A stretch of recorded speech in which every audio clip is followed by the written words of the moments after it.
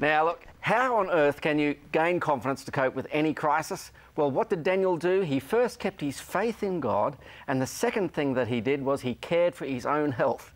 But he discovered a reason for great hope. Daniel was given a dream by the King of the universe, God himself. And the dream was of a great statue. It had a head of gold, chest of silver, thighs of brass, legs of iron, feet of iron and clay. He sees the coming of Messiah in the dream.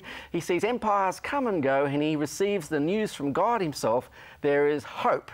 And Daniel's able to cope with life because what was the dream about? What's this head of gold? Well, the head of gold it represents the king of Babylon, and which ruled from 605 to around 539 BC. Oh, the Bible itself tells us that. It tells us that exactly. That's in Daniel chapter 2. You can read it for yourself at home. And what about the chest of silver? Well, the dream continued. And the dream said that the head of gold, Babylon itself, would be replaced by the ancient kingdom of Iran. It wouldn't last forever. Crisis number 2, Iran conquers Babylon. What would happen then? Well, then after that, and this is around 331 BC now, we have the new empire of Greece take over. Alexander the Great. And Alexander the Great comes in and he just knocks them all out and then takes over. Well, apologies to my friends who are Greeks, but where is the Greek Empire today? It's just a tiny little country experiencing great woe. Now, Greece was conquered by the Roman Empire in Jesus' time. And that was the fourth one. And that was the fourth one. And then immediately after the Roman Empire, we then have the divided feet of iron and clay. Now, this iron and clay... No one conquered Rome.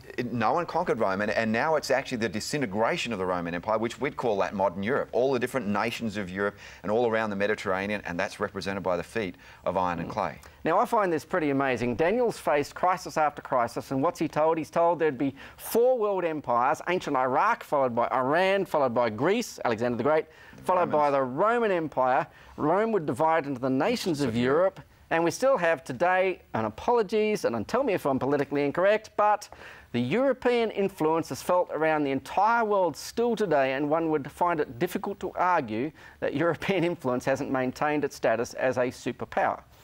Not only for good, is it, Neil? No, it's not only for good.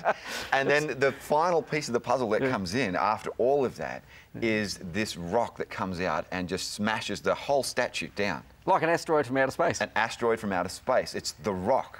Okay, where do you think the Hollywood movies like Deep Impact get their ideas from?